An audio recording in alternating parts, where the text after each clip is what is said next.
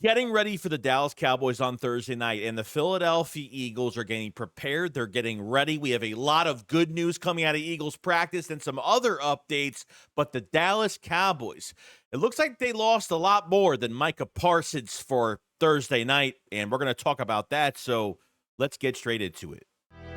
What's the boogeyman? As a matter of fact, it was.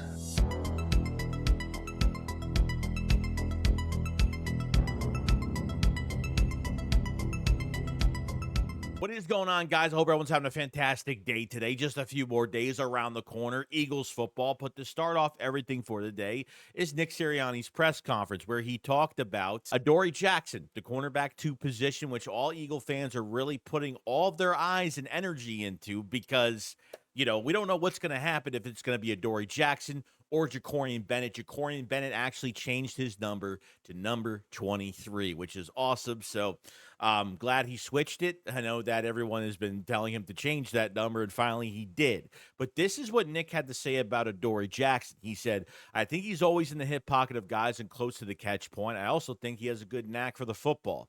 He was a punt returner and has a good knack for how to take the ball away, how to catch the ball. Those different things like that, I think he's competitive, and that's what you want. I think we saw in the preseason with him playing that he'll tackle and he'll stick his face in there. He's got toughness. So what you want as a receiver is to look how close he is to me when I'm making the catch. I think that he has the ability to shadow receivers, and we'll need those efforts this week against a really good receiving and tight end core. Quote unquote.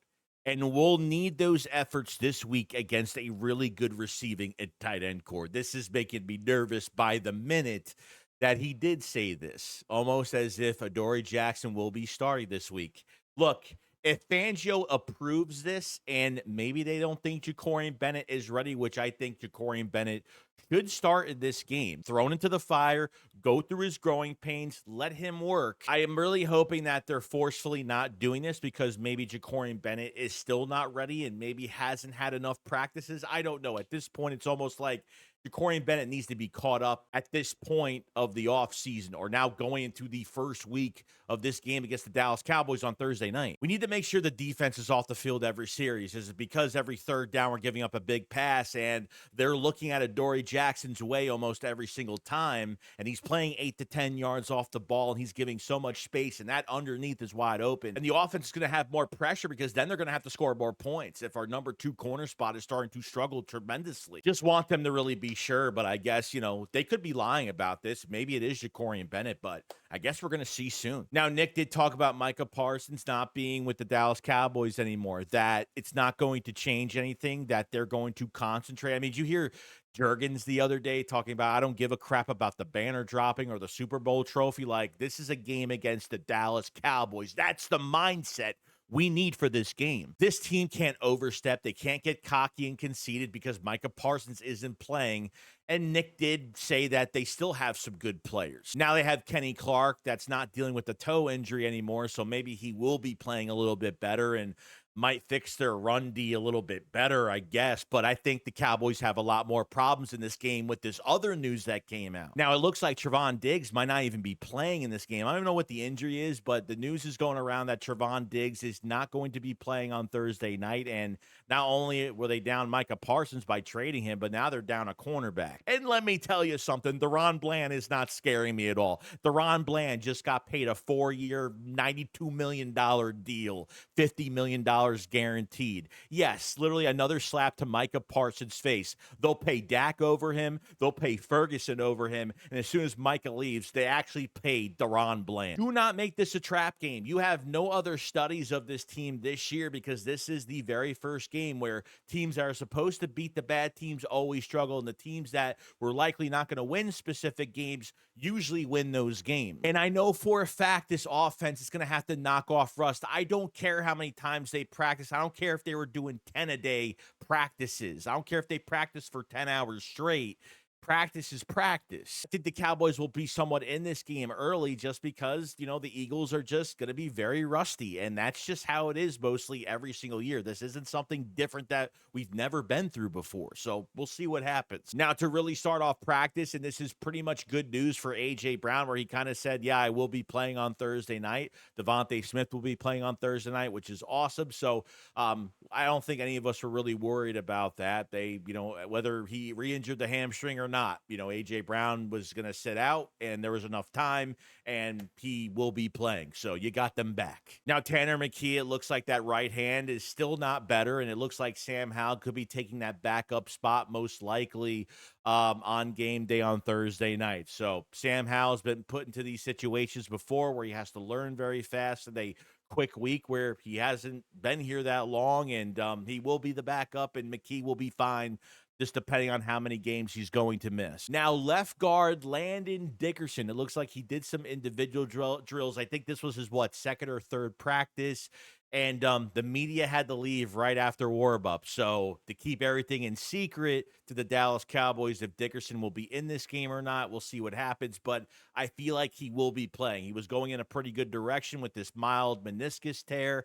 And he had some time under his belt really since the open practice, got the surgery quick, and he was back pretty fast. And, he's been practicing the last few days, which is good. So I think he'll play. Now, left guard Kenyon Green was actually signed to the active roster, which is good, okay, because I think he's had a pretty okay camp, and the Eagles seem to like him a lot as just on the left side as the pure left guard for this team. And with Willie Lampkin on the IR right now, Kenyon Green kind of takes that spot, and you have a backup left guard going into this game. So now Andrew Mukuba, it looks like he had a helmet in hand, ready to go to work, ready to practice. Okay, now the first couple practices he's had, I think, was more light individual stuff, but he had the helmet today, which is good, which means he should be doing a little bit more. Like I said, media was not there after warm-up, so we really don't know what was going on.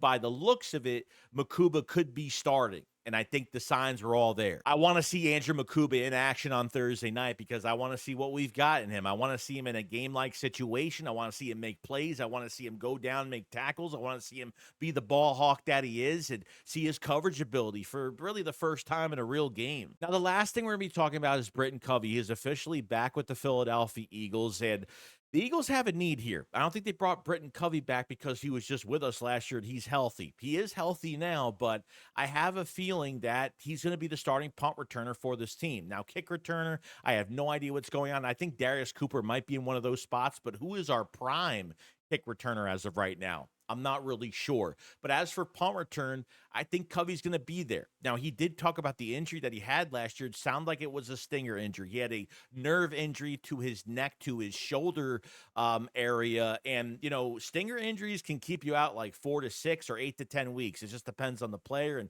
how fast it really heals. This is something that he was dealing with last year, just taking one unnecessary hit out of bounds on a punt return. I mean, it happens. Or I think it was a pass that actually happened on when he came in for the offense on a crucial third down, which I really like that they were starting to put Covey into this offense last year, early in the year.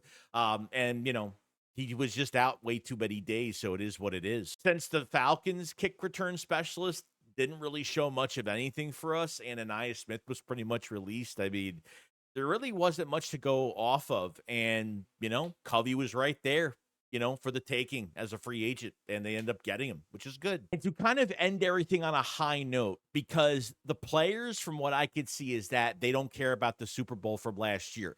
A lot of these teams that win Super Bowls go into the next year to defend this title, they're on a high. And they're not playing up to their capability, and they're cocky, they're conceited, they're kind of feeling themselves as the champions of last year.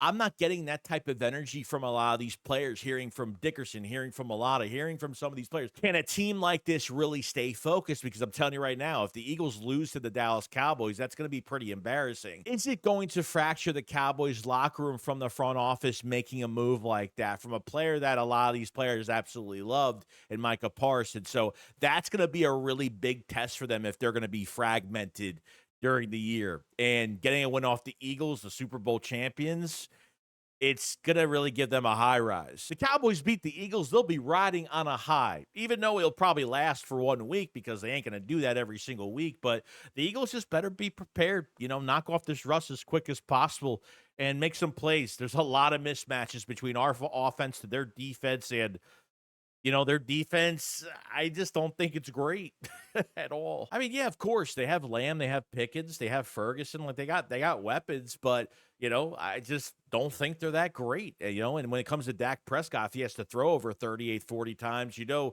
Eagles are gonna get some turnovers if he's throwing that much. And other than that, that's pretty much it. You guys enjoy the rest of your day. Make sure you subscribe to the channel for more Eagles news every single day, and make sure you hit the like button because it helps out tremendously. You guys enjoy it. I will see you guys on the next one. Shakes what up, follow us. Peace out, guys.